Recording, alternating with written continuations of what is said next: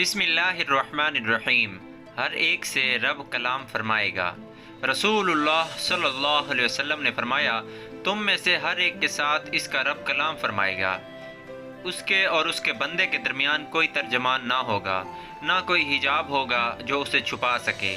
اپنے دائیں دیکھے گا تو وہ اپنے اعمال ہی دیکھے گا جو اس نے آگے بھیجے تھے، اور وہ اپنے بائیں دیکھے گا تو وہ آگے بھیجے ہوئے اپنے اعمال ہی دیکھے گا۔ وہ اپنے آگے چہرے کے سامنے دیکھے گا تو اسے جہنم کی آگ ہی نظر آئے گی۔ تم جہنم کی آگ سے بچو، خواہ کھجور کے ایک ٹکڑے ہی کے ذریعے ہو۔